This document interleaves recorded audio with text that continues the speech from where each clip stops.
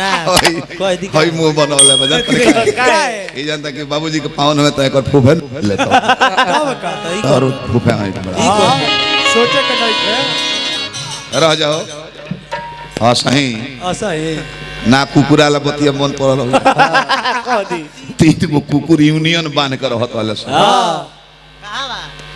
कहाँ जमीन पर आसमान में दौड़त वाले घर है 3 गो रहले सो बड़का के नाम रहे बारवा उड़ गए मुड़िया में के वो मना झाड़ देले सो मलिकार उहे रहे झाबारा एगो कबरा रहे है टाइप के एगो ताबरा रहे बहुआरा गांव के जाने के भूअर केस रहे भूअर ताबरा रहे तो सैनिक रहे सिपाही मंत्री बिचवाला और मलिकार रहे झाबारा केसिया उड़ गए रहे जोंजन नहीं भैया यही ना जलसा भई रहे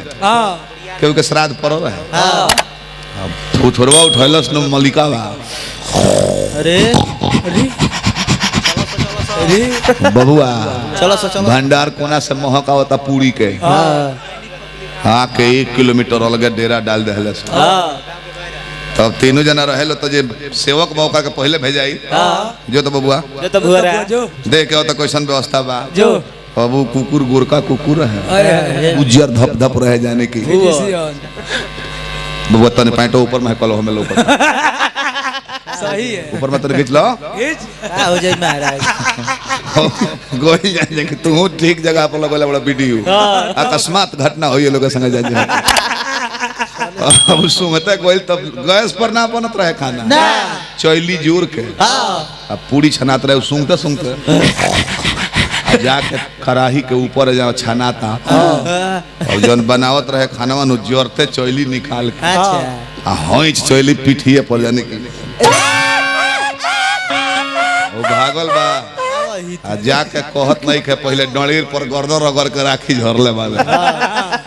आ गोइल गंभीरे से मलिका कैसन व्यवस्था बबुआ कैसा जाते जाते मलिका अरे कहीं मत वो जब व्यवस्था इतना सुंदर बनू इंतजार करही के नहीं खे ना जाते जाते गरमे गरम चलौले हंस अच्छा था गरम होला एकदम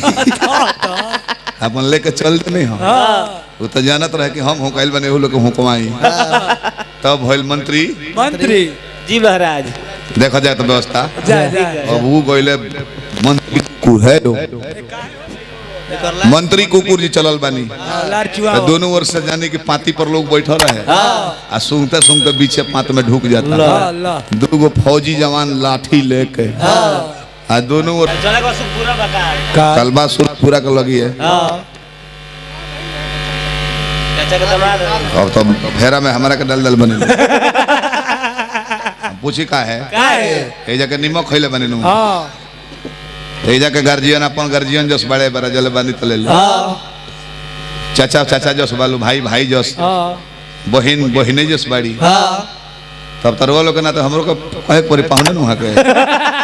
वही रात भरे तरवा लोग के नाता से बाकी पाहुन है त तनी हंसी मजाक के काट लेन चल जाई रात भर बांस दी के नहीं बांस दी के पाहुन महाराज ये बांस दी के पाहुन माने घरवा बांस दी हनु वो है बांस दी के पाहुन है बाजी के पहुन हमारे गांव घरवा बांस दी हो पाहुन के बार बार प्रणाम भगवान भोला दानी बनौले रही जहाँ रहे बांस दी के पाहुन बन रहे बस भी वाला पहुन दिल भाई जी का हार्दिक शुभकामना करते जा पद प्रतिष्ठा बना रहे